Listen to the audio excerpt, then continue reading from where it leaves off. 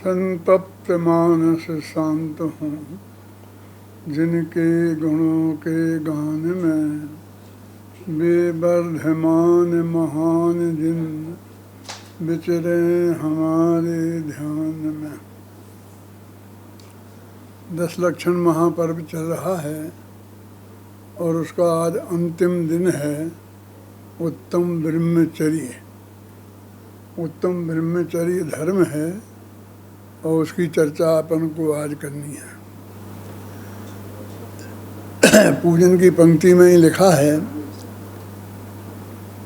कि शील बाड़ नव राख, ब्रह्म भाव अंतर लखो, कर दोनों अभिलाख, करहु सफल नर भव सदा।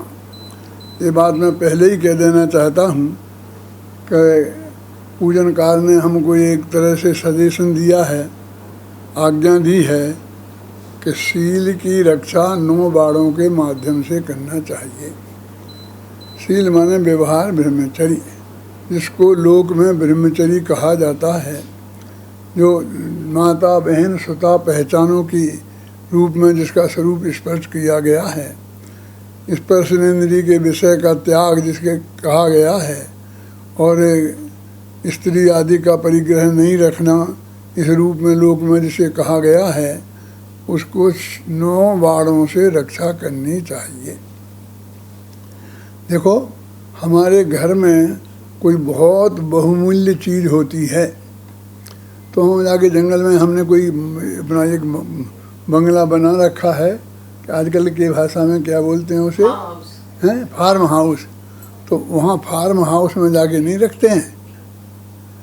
अपने नगर के बिल्कुल बीच में जो मकान है, वो बीचों वाले बीच के मकान में के बीच के कमरे में जो तिजोरी है लोहे की, और उसमें भी चांदी सोने की डिब्बी, और उसके अंदर बहुत संभाल के रखते हैं कई बाड़ों के बीच में।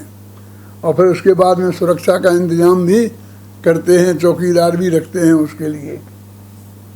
तो यदि शील हमारे लिए रत्न है तो उसे 9 बाड़ों की सुरक्षा से रखना चाहिए। अब 9 बाड़ों की ब्रह्मचर्य की क्या है, शास्त्रों में बहुत विस्तार से सब बातें बताई हैं। और लेकिन मैं तो सीधा सच्चा बताता हूँ कि मन से, वचन से, काया से, कृत्य कार्य तो अनुमोदना, न खुद उस तरह की कोई बात करना, न कराना किसी से, और न अनुमोदना करना। इस तरह हम 9 बाड़ों से शील की सुरक्षा करें। पहले वो व्यवहारशील की, व्यवहार ब्रह्मचर्य के लिए हमको स्पष्ट आदेश देते हैं। फिर साथ में दूसरी पंक्ति तक आगे नहीं बढ़ते हैं। पहली ही पंक्ति में साथ में कहते हैं ब्रह्म भाव अंतर लखो।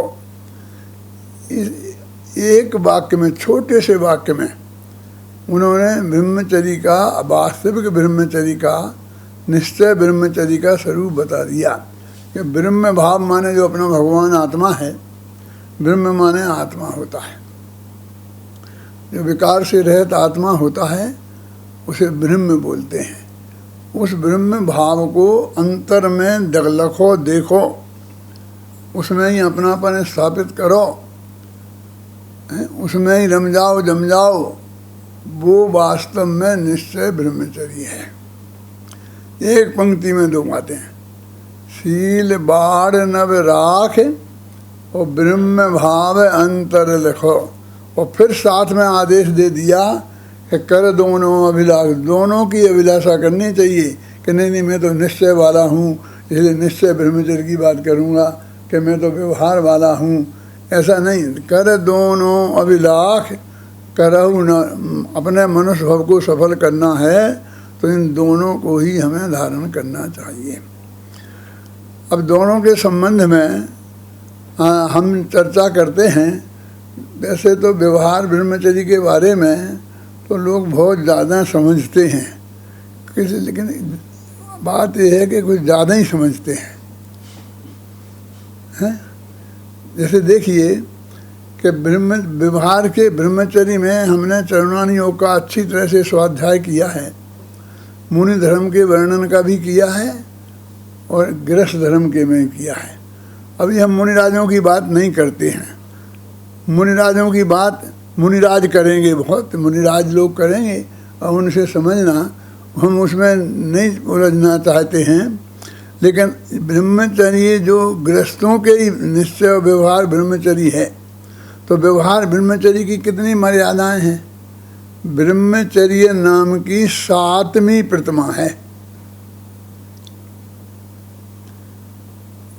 और दूसरी प्रतिमा में ब्रह्मचर्य अनुव्रत होता है, माने परस्त्री का त्याग होता है, वहाँ स्वस्त्री का त्याग नहीं होता है। पूर्ण ब्रह्मचर्य की बात वहाँ कहाँ है। यदि हम पूरी तरह से ब्रह्मचर्य व्रत लें, जिसे लोक में ब्रह्मचर्य कहते हैं, पत्नी स्वस्त्री का भी सेवन नहीं करना, तो वो 7वीं प्रतिमा में होता है। और हमें प्रतिमा जानते ही नहीं क्या होती है, प्रतिमा का स्वरूप नहीं जानते हैं, पहली भी प्रतिमा नहीं है और ब्रह्मचर्य ले लिया, बस कोरा ब्रह्मचर्य ले लिया और घर से छोड़ के चल दिए, सदरा ओढ़ लिया। शास्त्र में कहीं ब्रह्मचारी का वेश लिखा ही नहीं है। अपने लिंग पहाड़ पूरा लिखा है इसके लिए कि एक मुनि का, एक आरिका का और एक ऐलक क्षुल्लक का, ये 3 वेश हमारे यहाँ बताए हैं। ये चौथा कोई वेश नहीं है साधु का। और वो एक भी प्रतिमा नहीं है, श्रावक भी आरंभ का ही नहीं है। सम्यदर्शन सम्य ज्ञान होना चाहिए, तो सम्यदर्शन सम्य ज्ञान का भी पता नहीं है, पहली प्रतिमा नहीं है, कुछ भी मान मर्यादाएं नहीं हैं, सब रहता है बस के कोरा ब्रह्मचर्य ले लिया है। लेकिन सदरा उड़ना तो इसलिए ज़रूरी था कि नहीं तो फिर समाज उसका बोझा नहीं उठाती। धोती कुर्ता पहने, सूट पैंट पहने और कोई मंदिर में पहुंच जाए और बैठ जाए, फिर समाज से कहेगा उसने मुझे बुलाया नहीं, मैं भूखा बैठा रहा, तो समाज की जिम्मेवारी नहीं बनती है। लेकिन चदरा ओढ़ के बैठे, दुपट्टा ओढ़ के बैठे, तो फिर समाज का एक कर्तव्य हो जाता है। और हमारी समाज बहुत ही कर्तव्यनिष्ठ है। आज तक किसी ब्रह्मचारी को भूखा नहीं रहना पड़ा होगा। और ये समाज की गुण ग्राहकता की मैं जितनी प्रशंसा करूं उतनी कम है।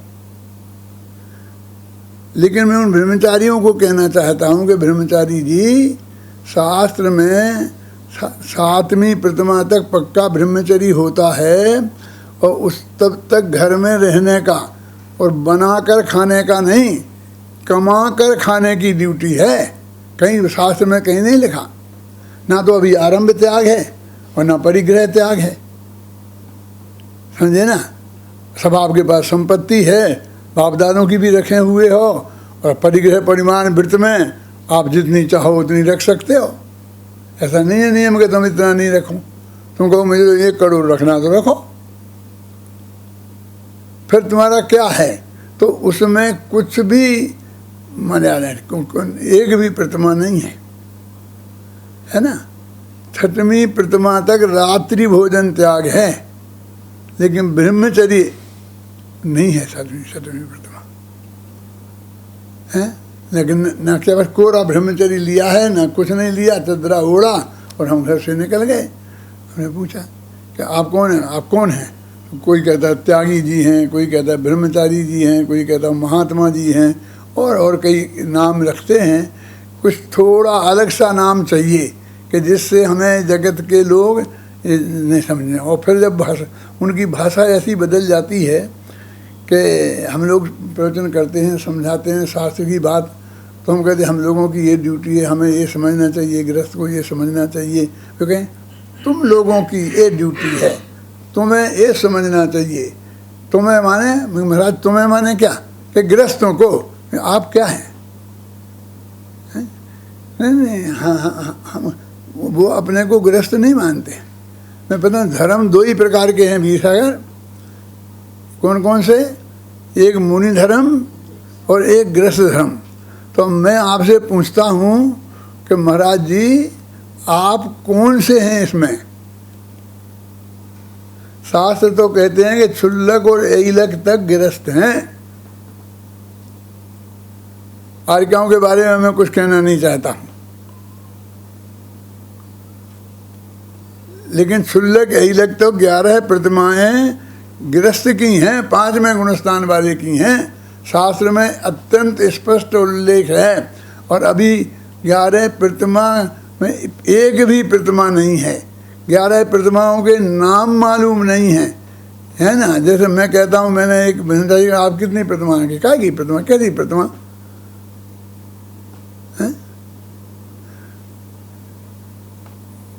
प्रतिमा तो हमारे यहाँ मंदिर में है, लेकिन मंदिर में तो होती ही हैं, लेकिन गृहस्थ की भी प्रतिमाएं होती हैं और वो ली जाती हैं।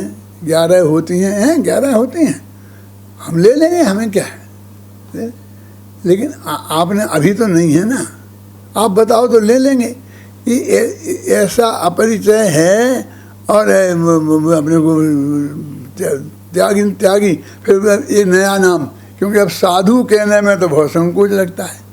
मुनि कह नहीं सकते हैं, साधु कह नहीं सकते हैं, तो ऐसे नया नाम लिखा त्यागी, कि मैं त्यागी हूँ। क्या काय के त्यागी हो? धर्म के त्यागी हो? काय के त्यागी हो?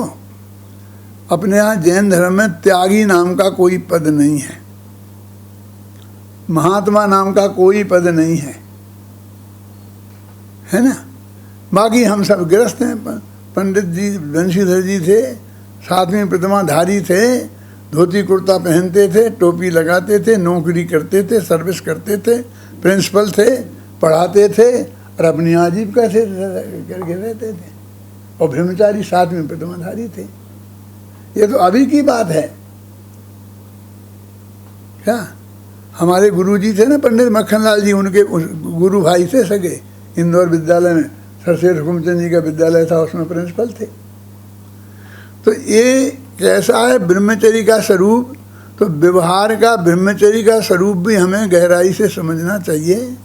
और शील बाढ़ नव राख, हमारी शील की रक्षा हमें 9 बाढ़ों से करना चाहिए। मैं जो ये बात आपसे कहने जा रहा हूँ वो ब्रह्मचर्य के भाव में विरोध में नहीं कह रहा हूँ, लेकिन मैं तो ये कह रहा हूँ कि हमारे शास्त्र में जो मर्यादाएं हैं, हमने जो पढ़े थे विद्यार्थी अवस्था में, तो हमने कांजी स्वामी का नाम भी नहीं सुना था। तब रत्नगंज साहब का चार पढ़ा था, 6 ढाला पढ़ा था, पुरुषासिद्धि उपाय पढ़ी थी, सागा धर्मामृत पढ़ा था। ये सब गृहस्थ धर्म की किताबें हैं, आचार्य की हैं, विद्वानों की हैं, पंडितों की हैं, संस्कृत में हैं, हिंदी में हैं, क्रिया कोश वगैरह सब पढ़े थे। और बाकायदे उनकी परीक्षा दी थी, डिग्री ली थी। हम जो ये बात आपको बता रहे कह रहे हैं वो उसकी है। अध्यात्म की तो बात उसमें है ही, लेकिन उनमें ये बिल्कुल श्रावक का धर्म है। इन शास्त्रों में आप पढ़ करके देखें और उसके अनुसार जो ब्रह्मचर्य का जहाँ से नियम है वहाँ लेवें। तो ब्रह्मचर्य को सबसे पहले कहाँ से लेते हैं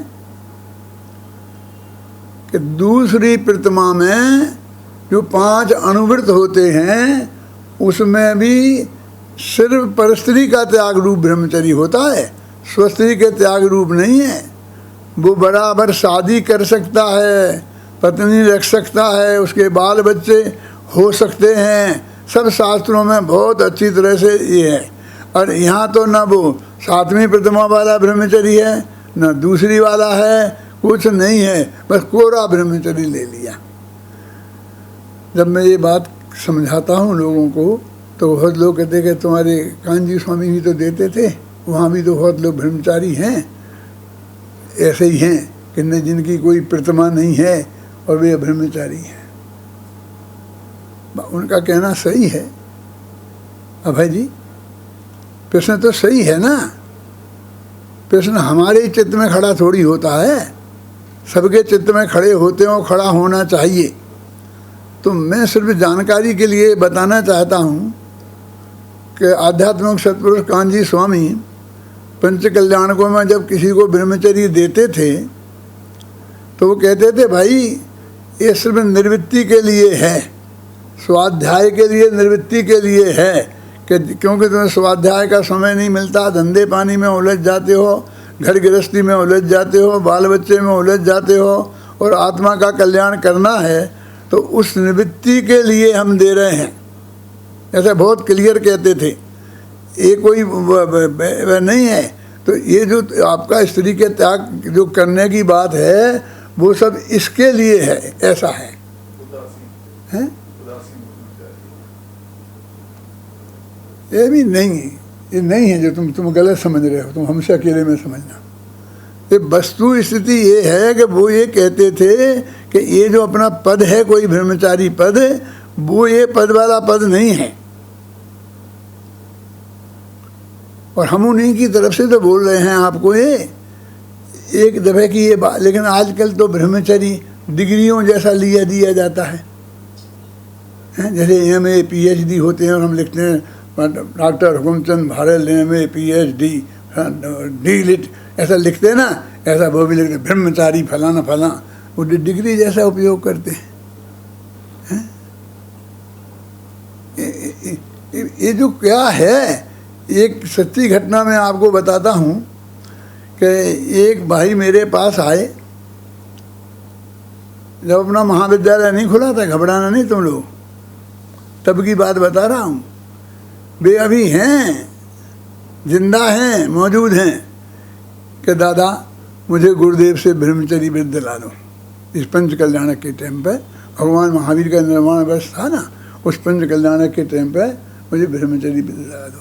तो मैं कहा भाई गुरुदेव देने वाले और तुम लेने वाले, और तुम्हें गुरुदेव जानते नहीं है, सो बात भी नहीं है, और तुम गुरुदेव को भी जानते हो, तो मुझे बीच में आड़त में क्यों डालते हो? भैया मैं ही ब्रह्मचारी नहीं हूँ, मैं तुमसे क्या है, मैं किसी को ब्रह्मचर्य देने लेने की सिफारिश कैसे करूँ? नहीं दादा, नहीं दादा, आपकी बात सुनते हैं गुरुदेव, इस करते हैं, वो करते हैं, ये करते हैं। मैंने कहा भाई तुम्हें लेना है, गुरुदेव को देना है, तुम जाओ, फिर तुम्हें क्यों नहीं देंगे? कहले उनके पास तो होके आ गया, और उनने मना कर दिया। हैं? क्या कह रहे, मना कर दिया? क्यों मना कर दिया? उन्होंने कहा नहीं अभी नहीं, फिर देखेंगे, अभी रहो, शांति से स्वाध्याय करो, थोड़ा पढ़ो, रहो, तुम्हें भ्रम। तो उन्हें कहते फिर आप कहेंगे तो ज़रूर दे देंगे। मैंने कहा भाई जब गुरुदेव ने अभी मना कर दिया और मैं जाके कहूँ तो अच्छा ही नहीं है। आप समझें, गुरुदेव यदि मेरी इज्जत रखते हैं तो इसका मतलब ये थोड़ी है कि मैं उनको ऐसी चीज़ कहूँ कि जो उन्हें निभे नहीं करना चाहते हैं।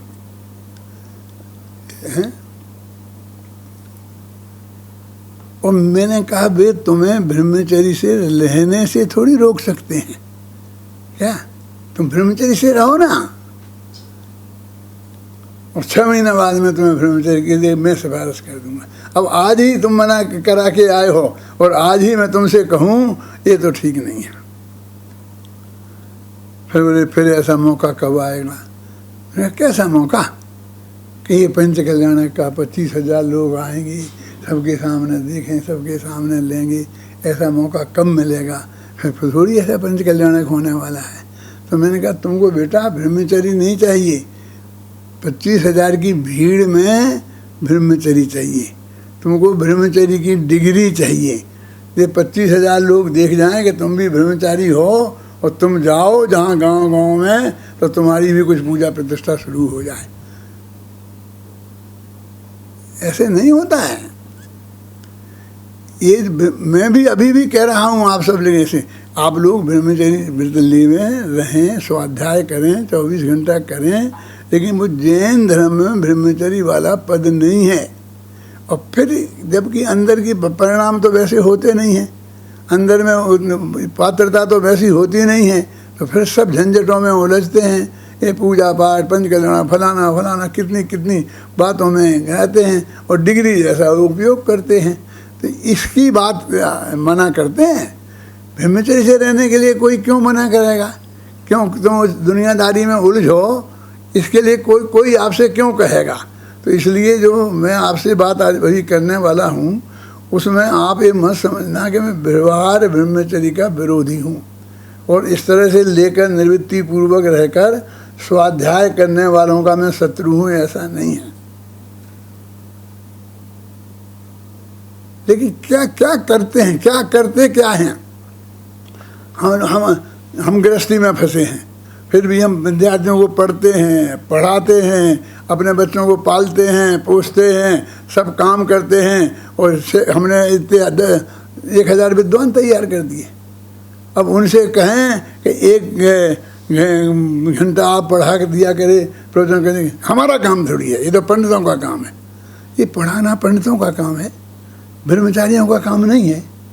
उनने ऐसी दुर्बुद्धि जिनको पैदा हो गई, और ये क्रियाकांड कराना, सुहा कराना ब्रह्मचारियों का काम है। क्यों? ये दंड फंद करना ये ब्रह्मचारियों का काम है, हैं? पूज्य गुरुदेव श्री ब्रह्मचारी थे ना, और सारी जिंदगी पढ़ने पढ़ाने का काम तो किया। 2 टाइम प्रवचन और 1 टाइम चर्चा 80, 85, 90 वर्ष की उम्र में भी की। और तुम 1 टाइम प्रवचन करने में घबराते हो, 1 टाइम पढ़ाने में घबराते हो, हैं? अच्छी तरह से समझना चाहिए। देखो, मैं किसी दूसरे से नहीं कह रहा हूँ, मैं अपने विद्यार्थियों से कह रहा हूँ। कोई दूसरे लोग व्यर्थ में ये समझ के कि हम उनकी आलोचना कर रहे हैं, वे हमारे शत्रु नहीं बने। हमें उनसे कोई हमें प्रयोजन नहीं है। उनने जिन गुरुदेव ने उन्हें दिया है, संतों ने ब्रह्मचर्य, वे उन्हें समझाएंगे, वे समझेंगे। उनकी ड्यूटी, उनकी जिम्मेवारी उनकी है। क्या हमारी जिम्मेवारी नहीं है? गहराई से आप समझ लो।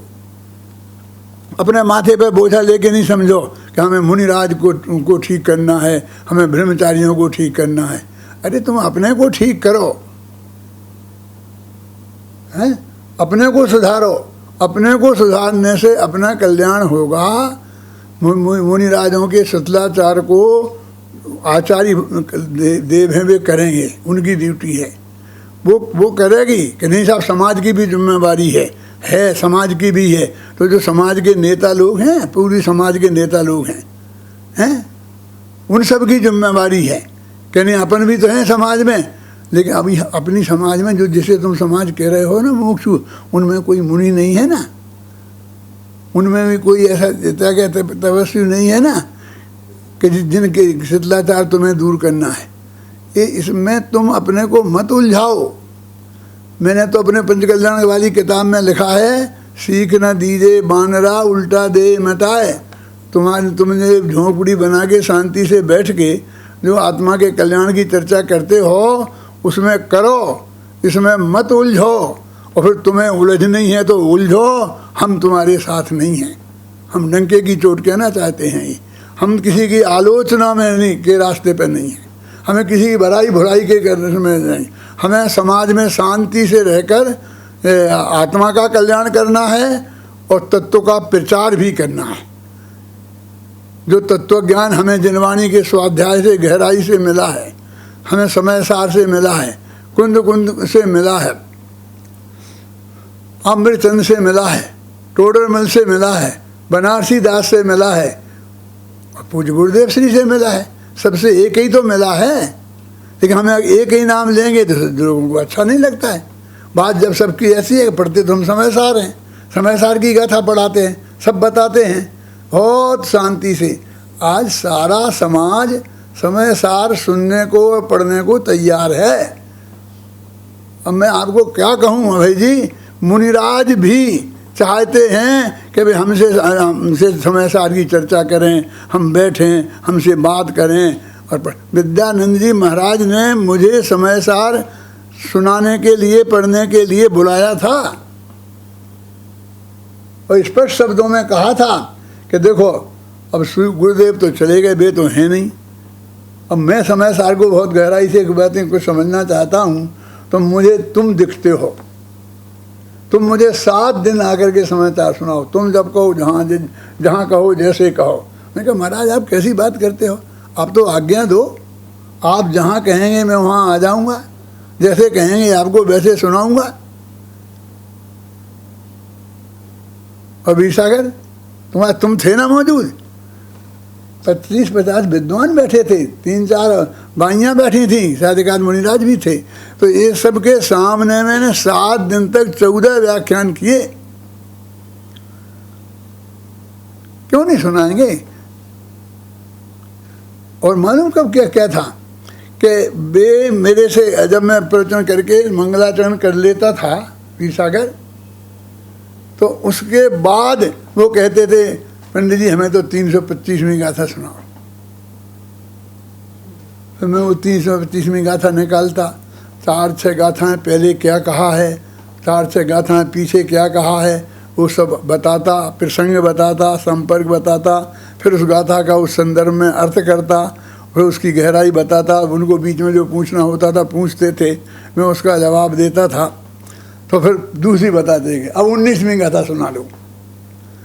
ऐसे करके सुना करके पूरा घंटा हो गया पहले दिन बबलू। फिर मैंने महाराज अब शाम को कौन सी गाथा सुनानी है मुझे बता दो, तो मैं देख के तो आऊँ।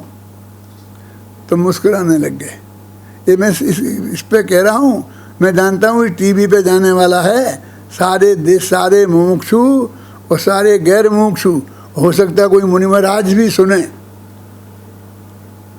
क्या मैं कह रहा हूँ साक्षी पूर्वक, इसमें एक अक्षर शब्द की गलती नहीं है। तो हंस के रह गए, बताई नहीं।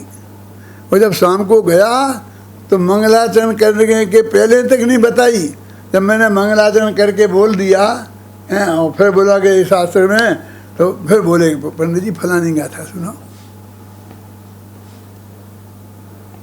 मैं समझ गया महाराज मेरी परीक्षा कर रहे हैं, देख रहे हैं, ठीक है जो भी हो जान ले, अच्छी बात है।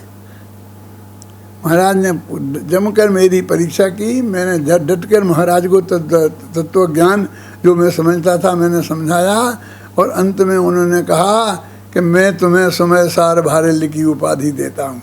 आज से मैं तुम्हें समय सार भारल्य कह के बुलाऊंगा। समय सार का शिखर पुरुष, समय सार का शिखर पुरुष। चिट्ठी लिख के दी, भेजी मेरे ऑफिस में कि तुम समय सार के शिखर पुरुष हो। तो हमारे ऑफिस वालों ने उन्हें लिखा कि महाराज ये हम अपने विद्या विज्ञान में छाप दें, कि छापने के लिए ही भेजी है, छापो ना। और हमने छापी, और वो प्रवचन सब टीवी पर चलाए। हम क्यों किसी से बैर करेंगे, हम क्यों किसी से बुराई करेंगे? हमें क्या करना है? जो तत्व ज्ञान की चर्चा है वो सब है। उनने क्या गलती की कि हम उन्हें नहीं सुनाए और उनकी नहीं सुने? यदि वो समय सार पढ़ते हैं, आज सब मुनिराज ज़्यादातर समय सार पढ़ने लग गए हैं। हम तो ये कहते हैं कि उनकी भी तो महिमा है ही, और हमारे पूज्य गुरुदेव श्री की भी महिमा है। उनने शुरू किया पहले सभा में पढ़ना, और आज सब पढ़ने लग गए, हम भी पढ़ने लग गए। इसलिए भाई हम किसी के विरोधी नहीं हैं, हमारा किसी से कोई विरोध नहीं। पूज्य गुरुदेव श्री के तो हम भक्त हैं, सिद्ध हैं, शिष्य हैं। उनसे तो हमने तत्व ज्ञान पढ़ा है, एक एक अक्षर उनसे हमने सीखा है जो हमारे पास है। और ऐसा नहीं है कि हम में भी तो कोई अकल है ना, विवेक है, सारी जिनवाणी है, उसको भी हमने बहुत गहराई से पढ़ा है और उसको कन्फर्म किया है। फिर सारी समाज को सुनाते हैं, मुमुक्षुओं को सुनाते हैं, गैर मुमुक्षुओं को सुनाते हैं। ऐसा वातावरण बनाएं समाज में कि सब ये मूल तत्व ज्ञान को सब एक दूसरे से सुने। उसमें समाज का कल्याण है, धर्म का कल्याण है, ब्रह्मचर्य धर्म का कल्याण है। जो मैं आज बात करूँगा ब्रह्मचर्य की थोड़ी बात, तो कोई ये नहीं समझना कि मैं उनकी आलोचना कर रहा हूँ कि जिनने ब्रह्मचर्य ले लिया है, कि मैं मुनिराजों के यहाँ जो ब्रह्मचारी लोग रहते हैं उनकी आलोचना कर रहा हूँ। ना ये समझना, हाँ मैं अपने विद्यार्थियों की कह सकता हूँ, उन्हें जो मैंने बताया है उनमें ब्रह्मचारी भी है और गैर ब्रह्मचारी भी है, सब तरह के लोग हैं। तो जैन तत्व ज्ञान को पढ़ें। अब वो कहते हैं कि ब्रह्म भाव अंतर लिखो, अंदर में अपने शुद्धात्मा को देखना। ब्रह्म माने होता है शुद्धात्मा। आप जानते हैं इनके यहाँ भी ब्रह्मा हैं, जैनेतरों में ब्रह्मा, विष्णु और महेश। ब्रह्मा जगत के कर्ता हैं, विष्णु जगत के रक्षा करता है और महेश जगत के संहार करता है। उनके यहाँ माना जाता है ऐसा। लेकिन इन तीनों से भी जुदे एक वहाँ भी ब्रह्म है, अपने यहाँ भी है वहाँ भी है। ये ब्रह्माद्वैतवादी है ना, है? शुद्ध ब्रह्म।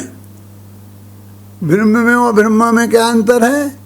ब्रह्मा करता है और ब्रह्म करता नहीं है। वो जगत का करता ब्रह्म नहीं, वो शुद्ध है, असली वो ही है, वो ही धर्म का आधार है। ये जो सारे उसी की आराधना करने को बोलते हैं, एक कर्ता वाले ब्रह्मा की आराधना के लिए नहीं बोलते हैं।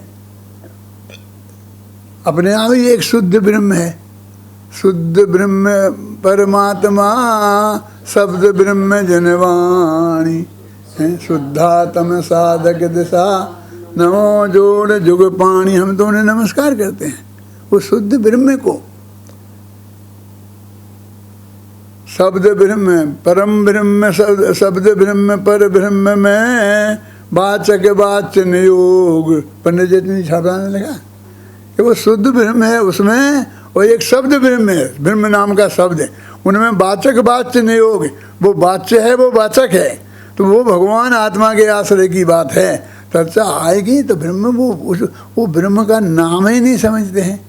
अब जो ब्रह्म का नाम सुने, आत्मा के नाम से ही सुनते हैं, जिन्हें चिड़ छूटी हो वे कैसे ब्रह्मचारी हैं? मतलब आत्मा की बात सुन के आनंद आना चाहिए ना। सब जगह अब आत्मा की चर्चा हो गई, सब लोग आत्मा की बात सुनना चाहते हैं, समझे ना, सारे जगत। अभी ये देखो, हम तो समझ रहे थे ये कोरोना आ गया तो अब हमें कौन सुनेगा, अब तो हम जा ही नहीं पाएंगे। हम तो साल में 8 महीना घूमने वाले थे, गांव-गांव में जुना सुना के तत्व की बात समझने थे। जब ये तुम्हारा ये कोरोना आया, वो क्या लगा, वो कौन क्या लगाते हो तुम हैं? लॉकडाउन। उसके पहले हमारे विदेश का कार्यक्रम बना हुआ था, न्यूयॉर्क का, शिकागो का, LA का, फिर बम्बई का, दिल्ली का, कलकत्ता का, ये सारे कार्यक्रम बने थे, टिकट रखे थे खरीदे, वो सब साफ हो गए। मैंने कहा हुए हम साफ। हम क्या समझते थे कि ऐसा होगा? अरे वहाँ जाते तो हमको 1000 500 आदमी मिलते मुश्किल से, कहीं कहीं तो 100-200 ही मिलते हैं। लेकिन अभी हम जब से बोल रहे रोजाना, तो रोजाना 2000 से कम कोई रोजाना सुनता ही नहीं है। अभी भी हम ये बोल रहे हैं, अपने कमरे में बैठे हैं, आ रहा सामने, कोई हमारे सामने नहीं है, बस एक कैमरा खड़ा रखा है, हम बोल रहे हैं, ओके 2000 लोग सुन रहे, 3000 लोग सुन रहे। और वो ऐसी नहीं है अंदाजिया कि थे 100 आदमी और हमने कह दी 10,000 आदमी थे। पहले तो ऐसी गप्पे चलती थी ना, क्यों कि पंच कल्याण में बड़े मंदिर में प्रवचन था और कितना थे कि 1000 आदमी थे। वो बड़े मंदिर में 200 आदमी नहीं बनते हैं, 1000 आदमी कहाँ से थे? ऐसी नहीं है गिनती। ये तो लोग कहते हैं इस टीवी पे आ जाती है, एक आदमी खोल के सुनने बैठता है तो उसका नाम नोट हो जाता है, यानी वो बिल्कुल पक्की है। और इतने लोग सुनेंगे, हमने तो सुनी नहीं थी, हम तो बिल्कुल अधमरे जैसे ही हो गए थे और फिर जिंदा हो गए हैं। और हमारा उत्साह बढ़ गया। ये दिनवाणी सुनने वाले इतने लोग मिलेंगे तो उन्हें कौन नहीं सुनाना चाहेगा। हमने कहा भैया हम तो एक दफ़े ही सुना सकते हैं दिन में, एक दफ़े सिर्फ बोलो। कहाँ साहब एक दफ़े सुनाना, और हमारे 3 दफ़े चलते। सुबह टीवी पे चलता है आध घंटा, 6:10 से 6:40 तक अरहंत चैनल पे। उसके तत्काल बाद पूज्य गुरुदेव श्री का आता है, उसके तत्काल बाद बहन श्री का आता है, उसके तत्काल बाद राकेश गुरु जी का आता है, और फिर हमारे जैन दिगंबर मुनिराजों के भी लाइन लगी हुई है, जिनवाणी चैनल पे, इस चैनल पे, उस चैनल पे हैं। सब जगह इतनी तत्व की चर्चा हो रही है और लोग सुन रहे हैं। वो भी बिल्कुल समय सार सुनाते हैं। मैंने सुना है, सुनील सागर जी हैं, विशुद्ध सागर जी हैं, और सब अपना उनका तो सुनते ही हैं, क्या नाम जो है प्रमाण सागर जी, और ये सारी चर्चाएं होती हैं सुधा सागर जी वगैरह की। तो मेरे कहने का मतलब है कि तत्व ज्ञान का प्रचार प्रसार हो रहा है, बहुत हो रहा है। जितना जितने लोग जाएं, और एक बात इसमें और बढ़िया है कि जो उनके श्रोता हैं वे हमारे नहीं हैं, जो हमारे श्रोता हैं उनके नहीं हैं, तो उससे उनका कोई फ़ायदा नहीं होने वाला है। हमारा टीवी पे कार्यक्रम ख़त्म हो जाएगा तो कोई महाराज का सुनने वाला नहीं है, और महाराज का ख़त्म हो जाए तो हमारा सुनने वाला नहीं है। इसलिए बेकार की प्रतिद्वंद्विता मन में नहीं लाना। वो नए लोग सीखते हैं, उनको सीखने देना चाहिए, अवसर मिलना चाहिए, ये बढ़िया से बढ़िया। तो उत्तम ब्रह्मचर्य धर्म की चर्चा अंदर और बाहर की दोनों की होनी चाहिए ना। बाहर से भी पालन करें और अंतरंग में ब्रह्म भाव अंतर लखो, तो अंदर में वो ब्रह्म है। जब मैंने कांजी स्वामी के दर्शन नहीं किए थे, देखा नहीं था ना उनको, वो 20-21 वर्ष की उम्र का था, तब मैंने देवसार गुरु पूजन लिखी थी। वो है, उसमें पहली पंक्ति थी, शुद्ध ब्रह्म परमात्मा शब्द ब्रह्म जनवाणी और शुद्धात्म साधक दशा और नमो जोड़ जुग पाणी। उस वक्त लिखा था सन 56 में, 56 समझते हो, 56 में लिखा था। कितने साल हो गए जब से 56 से आज तक, 20 आ गया ना ये, 64 64-65 वर्ष पहले कांजी स्वामी का समागम बाद में हुआ। तो ये सारा तत्व ज्ञान है, अपने सब शास्त्रों में भरा पड़ा है। ब्रह्मचर्य के स्वरूप शास्त्रों में बहुत गहराई से भरा है। देखो सागा धर्मामृत में, मैंने इसमें सागा धर्मामृत का ही उदाहरण दिया है, हैं? सागा धर्मामृत में लिखा है कि शुद्ध ब्रह्म की में जो आत्मा का रमण करना वो ब्रह्मचर्य है ना। देखो, या ब्रह्मणि स्वात्मनि शुद्ध बुद्धे चर्या पर द्रव्य शुचः प्रवृत्ति तद ब्रह्मचर्यम तद सार धर्मम ये पांति ते यान्ति पर प्रमोदम। पंडित आशाधर जी का है, 1000 वर्ष पहले हो गए हैं। इनका सागा धर्मामृत मैंने पढ़ा था अपनी विद्यार्थी अवस्था में, फिर बाद में अनागर धर्मामृत भी पढ़ा, जिनमें नयों का वर्णन विस्तार से, जो नए चक्र में मैंने बहुत उनके कोटेशन दिए हैं। और उसके बाद मैंने नीचे बहुत दिए हैं, धवल का भी दिया और भी सब जगह पंचवंशिका का दिया। तो सब शास्त्रों में ये सब बातें हैं। तो हम ये अभी सोनगढ़िया बोल रहा है तो ये उनकी बात करेगा, उनकी कोई बात नहीं है, सब बिल्कुल आत्मा की बात है। उनने भी आत्मा ही की बात कही है, हम आत्मा की बात पे दीधे हैं। अब वो कांजी स्वामी ने कही तो वो कांजी स्वामी की कहलाने लग गई, और हम कहेंगे तो हमारी कहलाने लगेगा, हैं? बांटन वाले के रंगे ज्यों मेहंदी का रंग, मेहंदी का रंग बांटने वाले के हाथ में लग जाता है। तो हम आत्मा की बात करते हैं तो हम आत्मा वाले पंडित हो जाते हैं, समय सार की बात करते तो समय सार वाले पंडित हो जाते हैं। तुम भी समय सार की बात करते हो और हम भी करते हो तो तुम गुरु भाई हो जाते हैं। तो इसलिए कहते हैं कि हमको वो असली ब्रह्मचर्य जो है, निश्चय ब्रह्मचर्य जिसे कहते हैं, अपने आत्मा की चर्चा, आत्मा में हमारे पंडितों ने लिखा ब्रह्म भाव अंतर लिखो, अंदर में अपने भगवान आत्मा को पहचान कर, जो शास्त्रीय भाषा में, नयों की भाषा में परम शुद्ध निश्चय नय का विषय है। कौन से निश्चय व्यवहार की दृष्टि से परम शुद्ध निश्चय नय का विषय है, और द्रव्यार्थिक पर्यार्थिक नय की दृष्टि से परम भाव ग्राही शुद्ध द्रव्यार्थिक नय का विषय है। ऐसा जो भगवान आत्मा है उसमें उसे जानकर और ऐसा मानकर के यही मैं हूँ, यही मैं हूँ ऐसा मानकर और उसी में लीन होना, इसका नाम ब्रह्मचर्य है। ये निश्चय ब्रह्मचर्य है। और शील बाढ़, 9 बाढ़ों से शील की रक्षा करना, ये विचार ब्रह्मचर्य है। और दोनों को की अभिलाषा करो दोनों अभिलाष, और अपना मनुष्य सफल करना है तो इन दोनों की अभिलाषा करो। तो बोलो, कहते जब तक वो निश्चय ब्रह्मचर्य नहीं है तो इस कोरे बाहर के ब्रह्मचर्य से कोई ब्रह्मचारी नहीं होगा। ऐसा उल्टा भी है कि व्यवहार से ब्रह्मचर्य बाहर से नहीं हो और वो कहे कि मैं तो आत्मा का अनुभव करता हूँ, तो उसे ब्रह्मचारी कहो नहीं कहेंगे। दोनों होंगे तब वो ब्रह्मचारी नाम पाएगा। क्या दिक्कत है?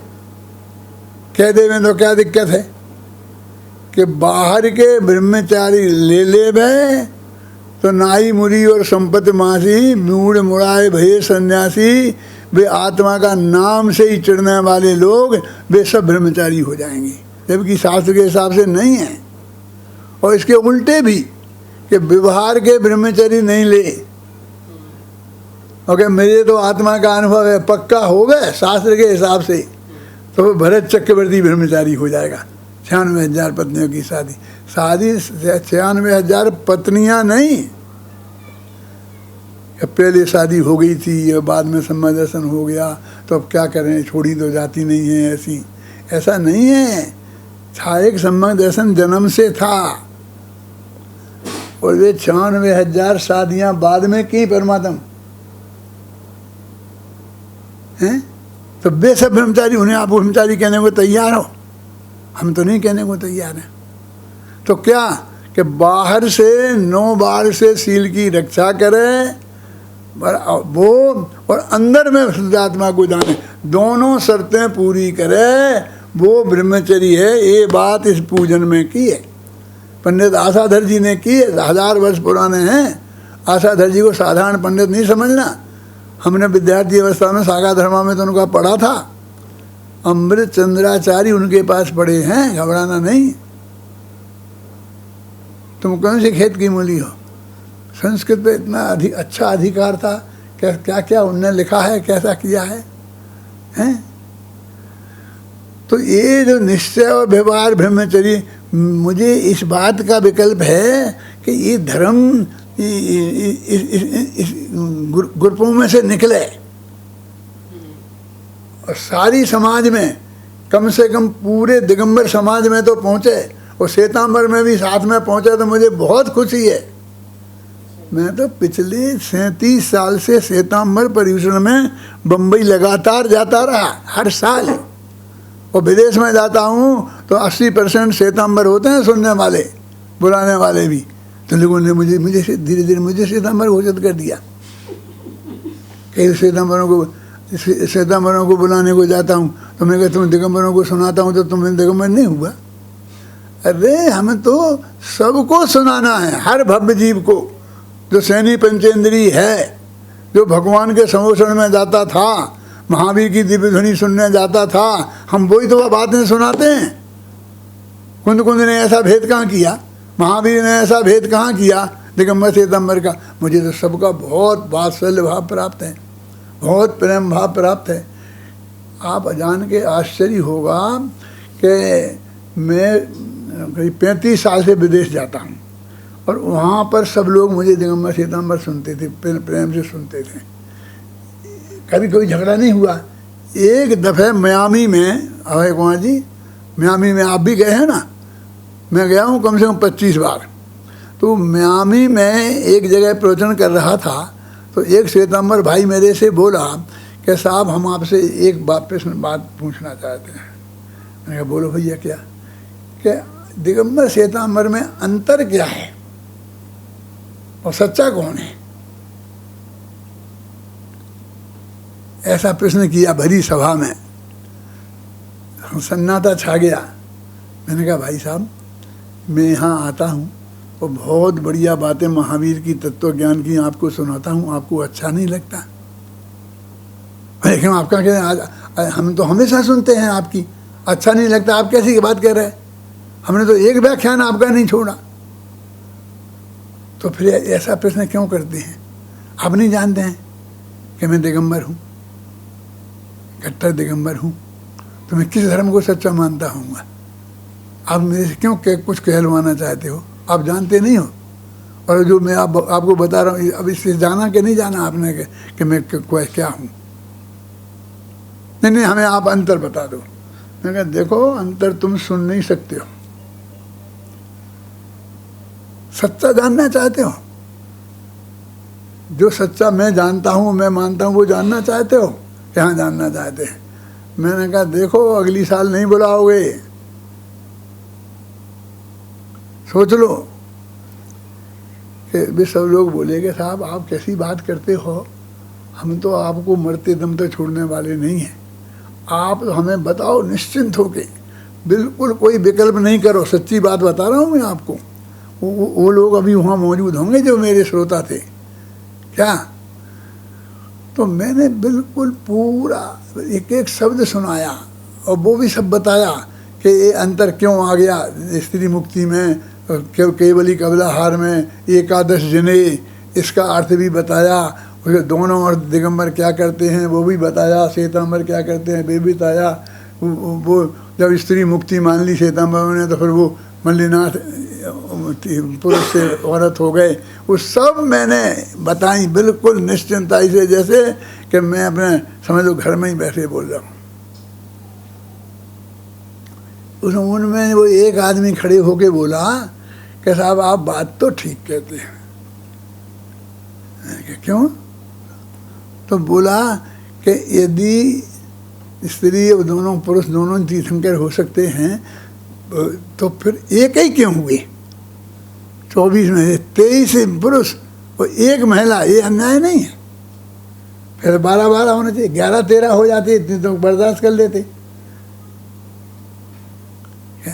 लगता तो ये है कि ये नहीं है, ऐसा बोल रहे भरी सभा में, और सब सन्नाटा छा गया। अब मुझको दूसरी साल का हर साल बुलाया, आधा सुनते हैं, सब सुनते हैं बहुत प्रेम से, सत्य साहब सब सुनना चाहते हैं, समझना चाहते हैं। आप राग द्वेष पूर्वक मत कहो। अभय जी आप समझ रहे हैं कि मैं कुछ पथभ्रष्ट हो गया हूँ, लेकिन मैं ये कहता हूँ कि मैं वो वातावरण बनाना चाहता हूँ तुम्हारे लिए, मेरे अपने विद्यार्थियों के लिए, कि वे में जो मेन तत्व ज्ञान उनको प्राप्त हुआ है महाभाग्य से, उनने सीखा है और मैंने जीवन उसमें लगाया है, गुरुदेव श्री से मुझे प्राप्त हुआ है, ख्याल में आई ना, वो जन जन तक पहुँचे, सब लोग उनके प्रेम से सुने उनकी बात को, कहीं कोई भेदभाव खड़ा नहीं हो, हैं? मुझे कहते हैं मैं अभी हमने पर्यूषण में क्या कहाँ गया वो कहते हैं मोटानी, हाँ विपुल, क्या वहाँ आया तो मुझसे बोले कि दादा अब इस साल तो कैसे होगा पर्यूषण का? मैंने कहा हो जाएगा, हम तो कर रहे हैं ना, इस क्या ये क्या बोलते तुम इसे ऑनलाइन कर हो जाएगा प्रवचन। तो उनने ना हमें वो बनाया लगाया और उस पर लिख दिया, ऊपर लिखते दिगंबर श्वेतांबर मटी जैन बनो, ऐसा बोर्ड लगा दिया। लोग कहने लगे ये तो श्वेतांबर दिगंबर मटी श्वेतांबर बनो, ये श्वेतांबर, क्योंकि वो सबने देखा, तब तो अकेला वहीं होता था, बम्बई में रहता था, सब लोग सुनते थे, हैं? मैंने कहा भाई ये तो नहीं कहा मुसलमान बनो, ये तो नहीं कहा सिख बनो, ये तो नहीं कहा ईसाई बनो, जैन ही बना रहे ना, ये तो ये संप्रदाय मिटो, ये पक्षपात मिटे, हम प्रेम से बैठकर आपस में शांति से सुने, इसका ये अर्थ है। हम दिगंबर मिटे का ये अर्थ नहीं है। फिर लोगों ने, उन्हीं लोगों ने जिनने ऐसा आलोचना की थी हटा दिया था हमने, तो उन्हीं ने लगवाया फिर, और फिर लगा चला कि भाई क्या कह रहे सुनो, जैन धर्म क्या है, वस्तु का स्वरूप क्या है, आचार्य कुंद कुंद क्या है। अरे हम तो कुंद कुंद को पढ़ाते हैं, अमृतचंद्र को पढ़ाते हैं, ये तो पक्के दिगंबर आचार्य हैं, हर दिगंबर मूर्ति पे कुंद कुंद का नाम लिखा है। हमने कोई स्थूल भद्र को नहीं पढ़ाया, हमने कोई तत्वार सूत्र पढ़ाते हैं, हमने कल्प सूत्र नहीं पढ़ाया, पढ़ाया तो यही है। आप क्यों घबराते हो? हमें संसार का भय नहीं है। तो ये सारे विद्यार्थियों के लिए मैं पूरा रास्ता खोलना चाहता हूँ। वीर सागर, तुम यूनिवर्सिटी में जैन धर्म पढ़ाओगे तो अकेले दिगंबरों को पढ़ाओगे, अकेले मोक्षों को पढ़ाओगे, जो मुनिराजों के भगत हैं उन्हें नहीं पढ़ाओगे,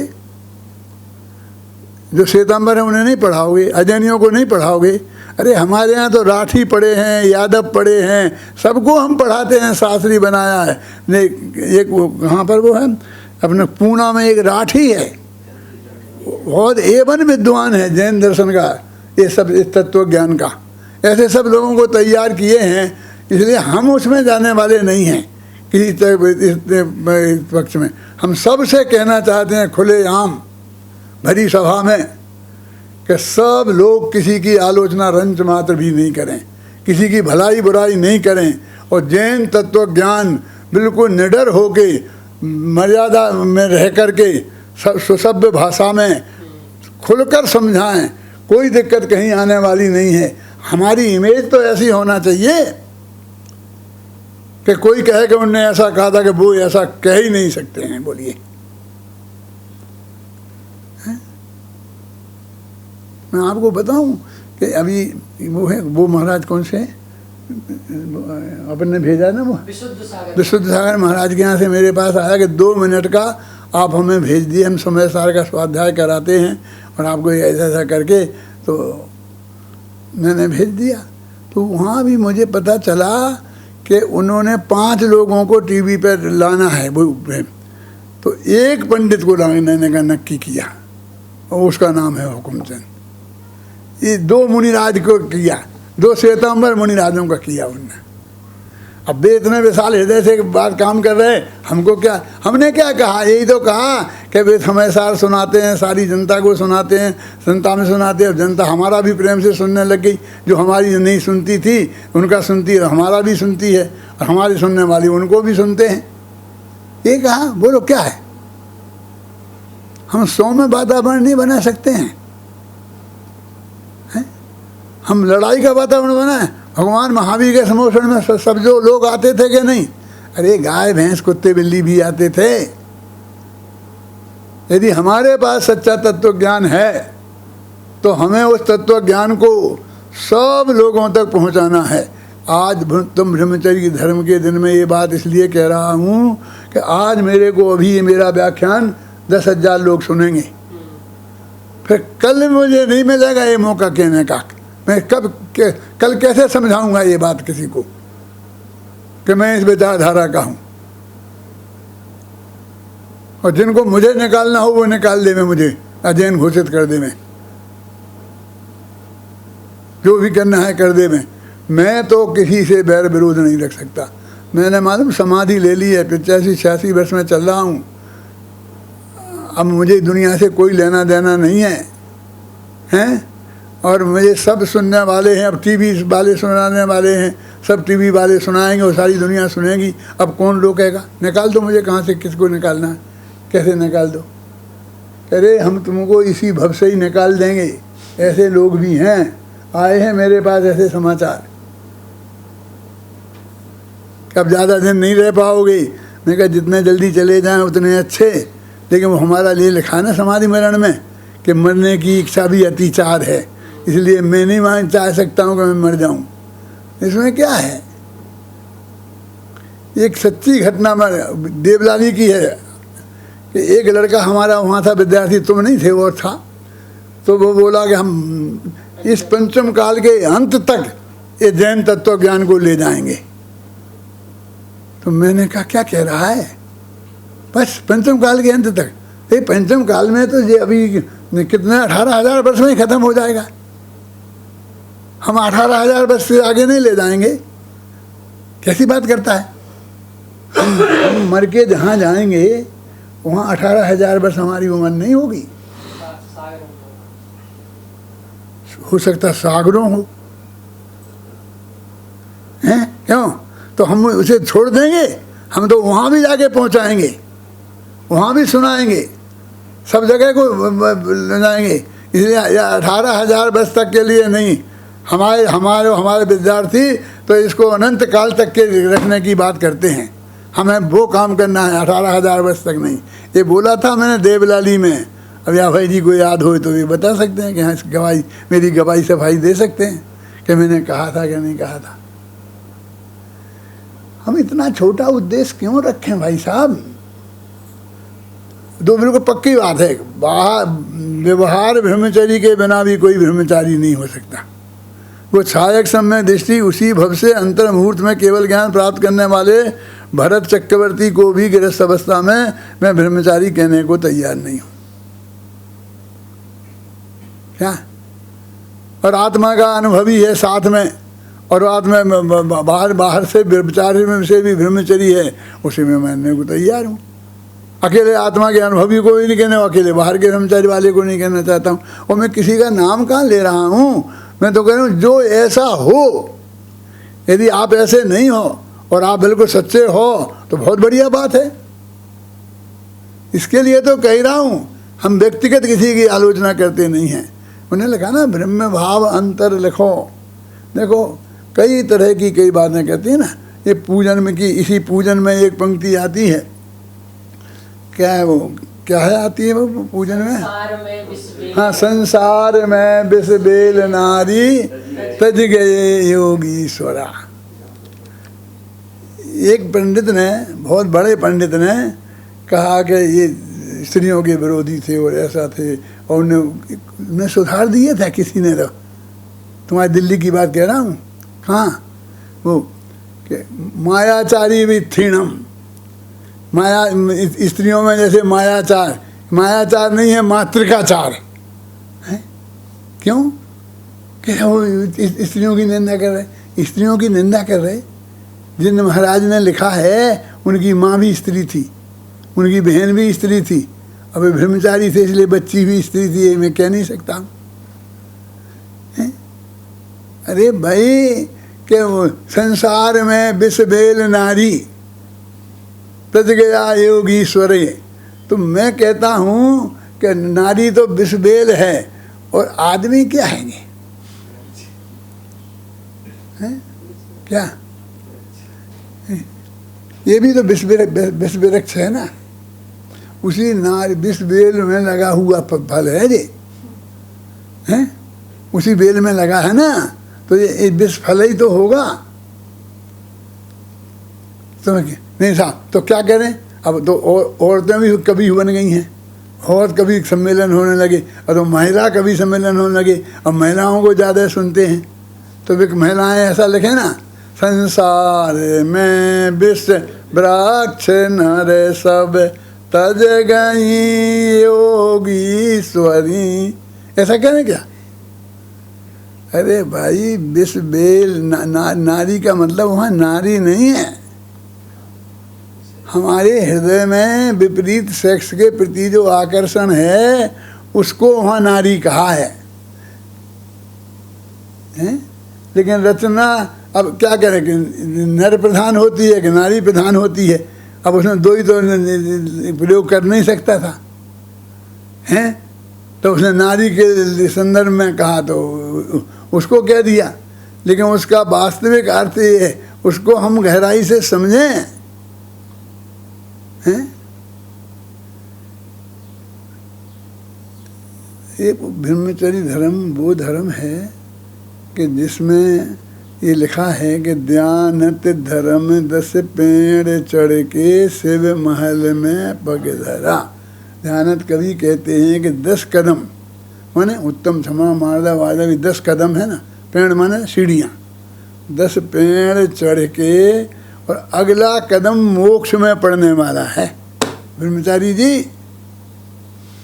अब आपका अगला कदम मोक्ष में पड़ना चाहिए। लक्षण तो ऐसे दिख रहा है कि नरक में पड़े, हैं? लड़ने को तैयार, मरने को तैयार। मुझे सरदार जी क्यों मूछ क्यों हंस रहे हो? मेरे तो है ही नहीं।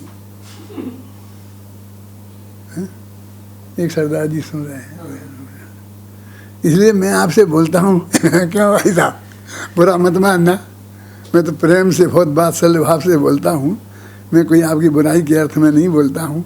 क्यों कि हम कहाँ से राग देश में पढ़ें, हम अपने को सुधारें और ब्रह्म वो शुद्ध आत्मा क्या है, उसका स्वरूप क्या है, उसको गहराई में समझें। देखो उसको जाने माने ऐसा नहीं हो सकता। कैसा कि हमने कैसा वो मुनिराज जो जब व्यवहार ब्रह्मचर्य को ब्रह्मचर्य नहीं माने, तो जो मुनिराज जब सामायिक नहीं कर रहे हैं और जब आहार करने निकले हैं अथवा अपन जब प्रवचन कर रहे हैं, वे मुनिराज उस वक्त ब्रह्मचारी हैं कि नहीं है? वो व्यवहार ब्रह्मचर्य से तो मानना पड़ा, उस वक्त आत्मा का तो अनुभव नहीं है। और आत्मा का अनुभव है यदि व्यभिचार, तो उस वक्त थोड़ी व्यभिचार की, मतलब दोनों ही होना जरूरी है। व्यवहार ब्रह्मचर्य और अंतर ब्रह्मचर्य, और दोनों का स्वरूप समझकर हम अपनी मुनिराजों की अपेक्षा, वो वर्णन है, लेकिन मुनिराजों की अपेक्षा कहाँ है? तत्वासूत्र में तो लिखा है क्या, सा गुप्ति समझ धर्मानुपेक्षा परिसर जय चारित्रयी, आया ना कि मुनियों की अपेक्षा वर्णन है। जब यहाँ ये लिखा है, ये उदाहरण दिए हैं, तो ये तो सब के श्रावक के, तो श्रावकों को भी पालना है कि कौन सम्यक दृष्टि, के सम्यक दृष्टि के तो है ही पक्का सच्चा, लेकिन मिथ्या दृष्टि नहीं पाले क्या? वो भी नियम से रहे, मर्यादा से रहे, उसको करके पालन करके रहे और सच्चे धर्म को पढ़े। मैं आज ये अंतिम दिन है, कल क्षमा वाणी के दिन भी बोलूँगा, जो मुझे कहना है वो कहूँगा, लेकिन मैं आज जो बात, जो देश में वातावरण चल रहा, उस वातावरण के हिसाब से मैं अपने सारे विद्यार्थियों को, जिनको कोई क्षोभ लगा हो, है समझ में आए ना, कि साहब हमारे साथ हैं कि नहीं है, कौन किसके साथ हैं, कितने दिन तुम्हारे साथ रहूँगा, 2 साल में मर जाऊँगा, फिर क्या करोगे? मेरे भरोसे ज़िंदा रहोगे बेटा, तो फिर करोगे क्या? अपने भरोसे रहना है जिंदा के नहीं, अपने शुद्ध सदाचारमय जीवन से, सात्विक वृत्ति से, सबसे वात्सल्य भाव से समाज में रहना सीखो और तत्व ज्ञान का प्रचार करो, प्रसार करो। यही मंगल आशीर्वाद, यही मंगल भावना मेरी है और सब लोग